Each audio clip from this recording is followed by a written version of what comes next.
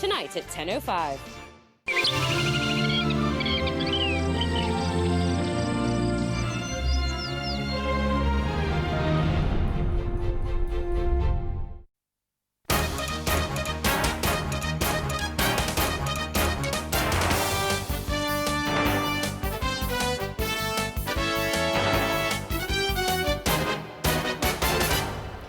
Good evening. You're watching the news at 7:30 on ATV. I'm Emily Sue. And I'm Joyce Woo. Here's a look at tonight's top stories. A charred body is found in a structure used as living quarters by refugees in Yunlong. Alan Zeman says it'll be a crime and tragedy if Pan-Democrats veto government's political reform bill. Malaysia declares the loss of flight MH370 as an accident. Police are trying to identify a charred body found inside a two-story structure following a fire in Yunlong this morning. About 40 refugees, mostly from Southeast Asia, lived in subdivided units near the building that was burned down. ATV's Winner Wong reports. Images captured on a mobile phone show the fire engulfing a two-story tin-sheeted structure hut in Inka village on Kamshang Road this morning.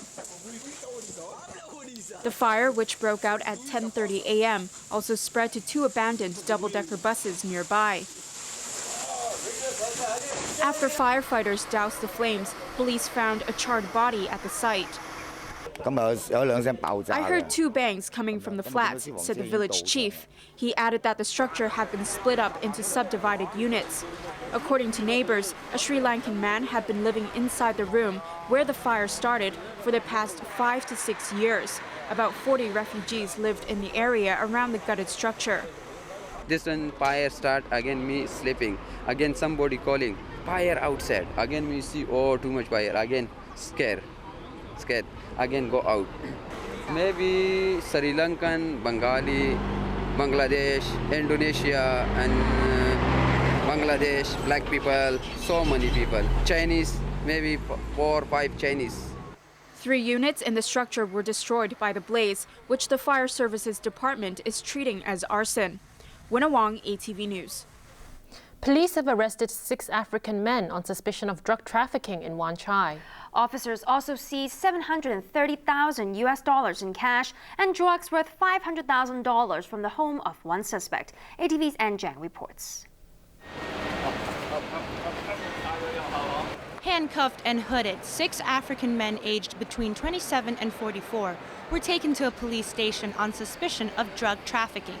They were arrested in Wan Chai's bar area just after midnight last night. Officers swooped on the suspects following a 3-month investigation. Police stumbled on the alleged syndicate while investigating a double murder in Wan Chai in November. After the suspects were spotted on closed-circuit TV, police began probing their activities. Officers posing as customers seized 20,000 Hong Kong dollars worth of cocaine, cannabis, hashish, ice, and ecstasy from the suspects, some of which were found in an air conditioning vent in a back alley of Lockhart Road. Officers also raided one suspect's flat in Hing Fat building in Yau Ma Tei. During the house search, police has seized a total of $730,000 of US, which are suspected to be the drug proceeds of this drug trafficking syndicate. Officers also found 50 grams of cocaine and 20 grams of ice worth about 500,000 Hong Kong dollars. Lee said the suspected syndicate supplied drugs mainly to expatriates. Ann Chang, ATV News. A 68-year-old cleaner has been given a suspended jail sentence for collecting cash which fell out of a security vehicle in Wan Chai on Christmas Eve. Chung Yun-kit was also ordered to pay $6,000 to G4S, the security company which was carrying the money. The cleaner picked up $8,000 but returned $2,000 earlier. There was a mad scramble for money when $15 million in $500 notes fell out of the vehicle. 7 people have been arrested for pocketing the unexpected windfall. Prominent businessman Alan Zeman says it'll be a crime and a tragedy if pan-democratic lawmakers veto the government's universal suffrage proposal for the next chief executive election. He said Hong Kong should break the current political stalemate and move forward. Members of the think tank set up by Hong Kong's first chief executive have met for the third time since it was launched in November. Tung Chee-hwa himself evaded reporters' questions, but members of the group known as Our Hong Kong Foundation were ready to share their views on the SAR's political turmoil. Prominent businessman Alan Zeman, pioneer of the Lan Kwai Fong Entertainment District and former head of Ocean Park, urged opposition lawmakers to abandon their decision to veto the government's political reform package. The Pan-Democrats are furious over what they regard as fake universal suffrage, because under Beijing's formula, candidates critical of the central government will in effect be screened out from the 2017 chief executive election. If we miss the chance, it'll be really a crime for all the people. Everyone, all of you standing here will have a chance to vote. And I think that's really, really key so that we can really get Hong Kong unstuck. At the moment, Hong Kong is stuck and we're not moving forward. We're moving backwards. And for the future generation, it's be a tragedy if we miss this chance. The think tank's deputy chief, Simon Lee, said the group's 80 consultants representing various sectors will meet regularly to come up with a list of concrete suggestions before the government tables its final reform package in LegCo this summer. There are mixed results to an appeal by Civil Human Rights Front regarding a protest it's organizing on Sunday. An appeal board ordered police to rephrase the letter of no objection for the demonstration. Instead of fully assisting police in carrying out their duties, the front only has to help urge the crowd to cooperate with officers. But the board ruled that the front still has to provide at least 100 marshals to maintain order. The organizers have found only 60 so far. Health officials say they are prepared to deal with any increase in flu cases in the coming month. There have been 134 cases of severe flu so far this year, and 74 of the patients have died. ATV's Arthur Killer reports. Flu cases are expected to surge over the Lunar New Year, but the government says hospitals will be able to handle a sharp increase in the number of patients. Speaking on a radio show this morning, Health Undersecretary Sophia Chan said the hospital authority has a contingency plan. It will delay non-urgent procedures and minor surgeries so that more beds and manpower are available. But Chan urged people, especially those in the vulnerable category, to get flu vaccinations.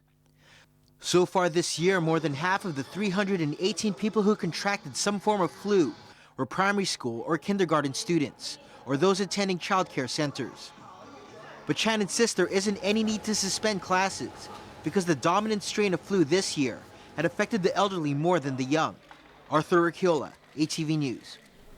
Overseas, Malaysia has officially declared the disappearance of flight MH370 as an accident. The move enables Malaysia Airlines, which operated the plane, to compensate the victims' relatives. The aircraft with 239 people on board disappeared in March last year during a flight from Kuala Lumpur to Beijing. Months of searches failed to turn up any trace of the Boeing 777. Indonesian investigators say they now have a pretty clear picture of the last moments of the AirAsia plane which crashed into the sea late last month, killing all 162 people on board. They said the co-pilot was at the controls moments before the crash.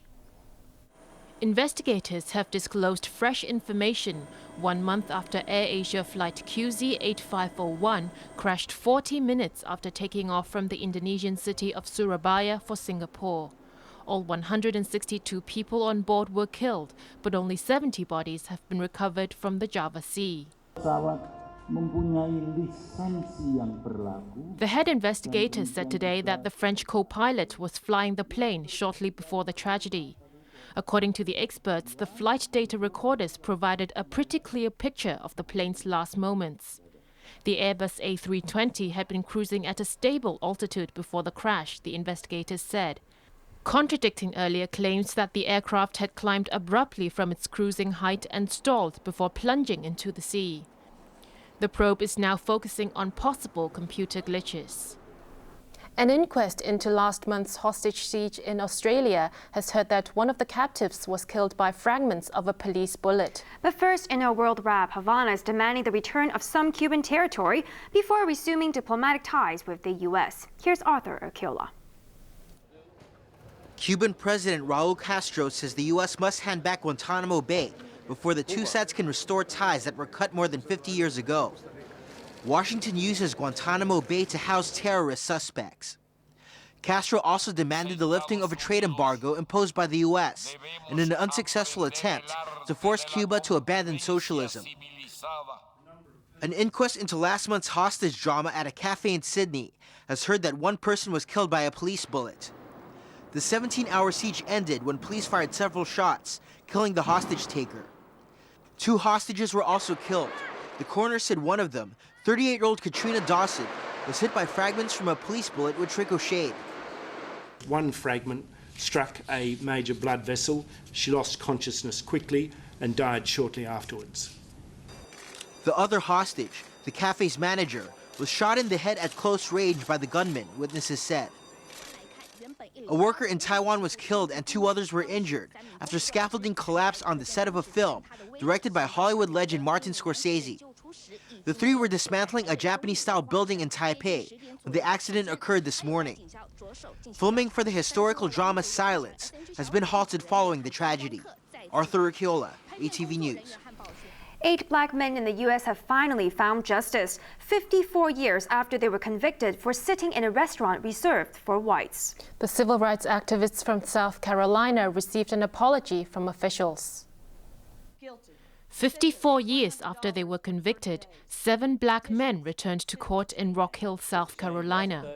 They were among the so-called Friendship 9, civil rights activists who were arrested, convicted and jailed for daring to sit in a whites-only restaurant in January 1961. This time they were in court to hear that they have finally been cleared. The Friendship 9 were not even prosecuted for the occupancy of the stools, per se. They were prosecuted solely based on their race. We cannot rewrite history, but we can write history. One of the Friendship 9 explained why they decided to act all those years ago. Tired of being treated like second-class citizens. Tired of being spat on, kicked, called the N-word, drinking out of colored water fountain. We got tired of that. It was an emotional day for the activists, who after serving 30 days in jail, continued to be harassed by police in their state. But this time in court, they received an apology amid calls that they be hailed as heroes. Time now for sports with Raymond Yang. So a showdown between 2 household names in tennis, Raymond. Well, that's right. It's a match tennis fans don't want to miss. Serena Williams will bid for her 6th Australian Open crown when she takes on another veteran, Maria Sharapova, in the final. Using her trademark powerful serves, Serena Williams threw fellow American Madison Keys off her rhythm early in the semi-final in Melbourne. Serena was avenging elder sister Venus, who was knocked out by Keys in the previous round.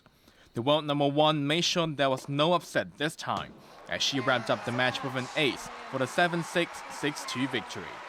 She's now within reach of a 6th Australian Open title, and she's the hot favourite because in previous finals in Melbourne, she's beaten all her opponents. They include Russia's Maria Sharapova, who took a 1-set lead against compatriot Ekaterina Makarova in the other semi-final, before breaking her serve to go 3-0 in the second.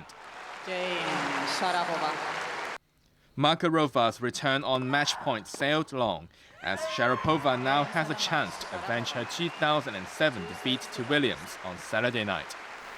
Turning to football, Barcelona had beaten 9-man Atletico Madrid to reach the semi-finals of the King's Cup. Atletico Madrid trailed Barcelona by a goal from the first leg, but scored after 46 seconds in the return match, thanks to a fantastic individual display by Fernando Torres. The goal spurred Barca into a swift response, with Neymar racing down the field to fire past keeper Jan Oblak.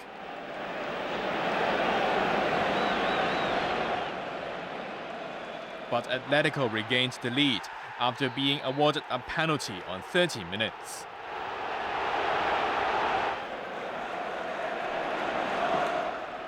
Raul Garcia made no mistake from the spot.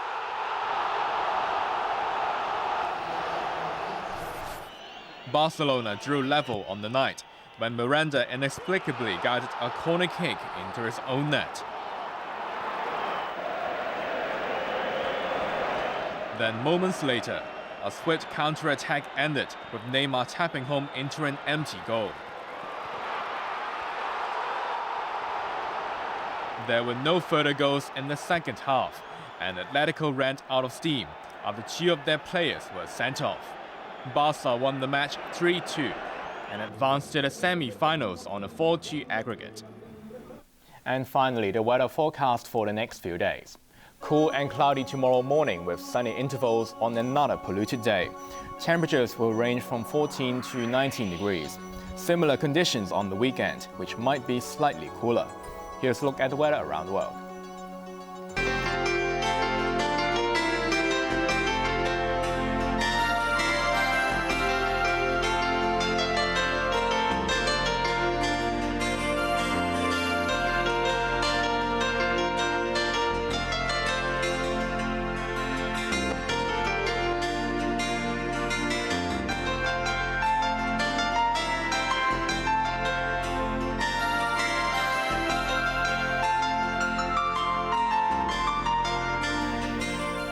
That's our main news for Thursday night. I'm Joyce Woo. I'm Raymond Yang. And I'm Emily Sue. Thank you for watching ATV. Good night. Good night.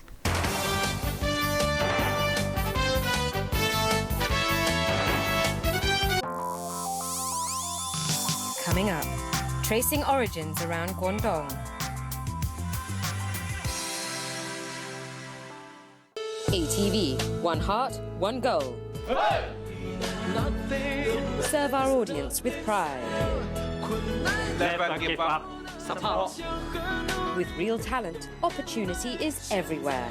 No fear, no regret. Never give up. Support. No risk, no reward. Support. No fear, no regret. Never give up. ATV. Gourmet checkpoint. 4 celebrities battling for the MasterChef crown. Taking challenge to make delicacies. That needs enthusiasm, but also techniques. Who can stay and who's going home? This competition, only talent can survive. Celebrity MasterChef, tonight at 8:30. The Chief Executive's 2015 policy address has unveiled a range of measures to pursue democracy, boost the economy, and improve people's livelihood. We can all have a positive role to play, so let's work together to build a better society that provides good jobs, prosperity, and stability.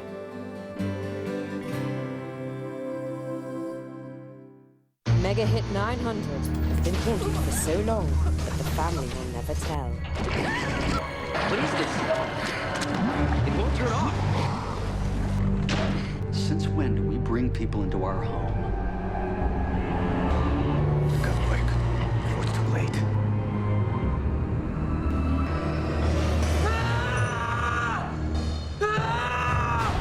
Ghost Whisperer, tonight at 9.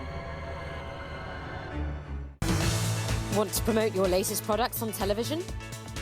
ATV's 2015 Ad Easy Super Package is the right choice for you.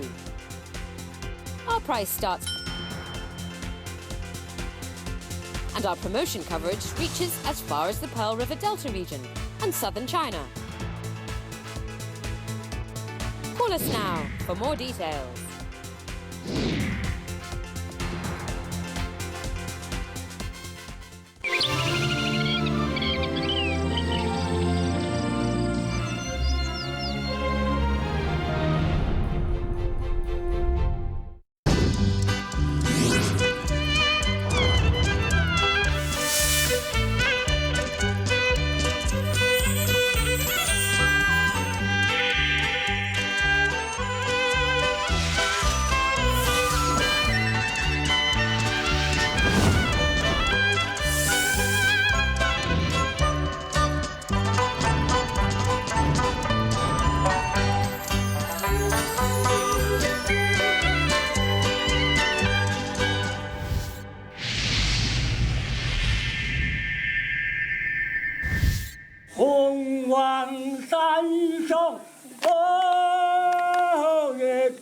Oh,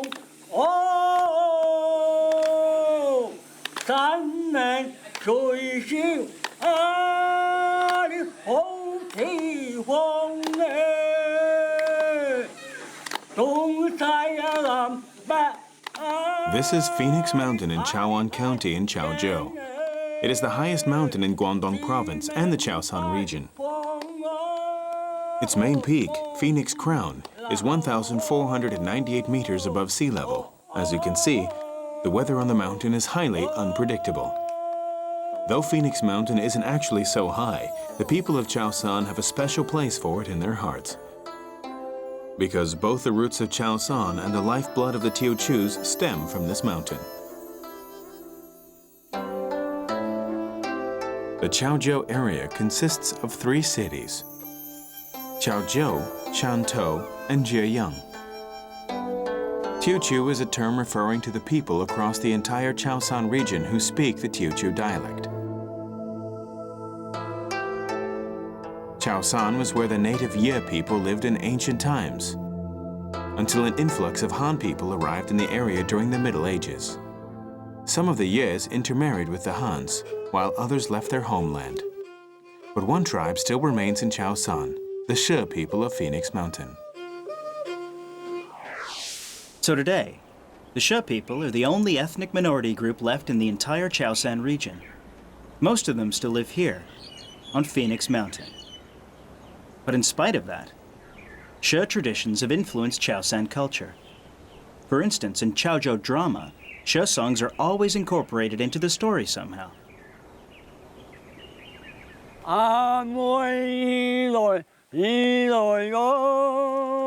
청산 거로 날 헐산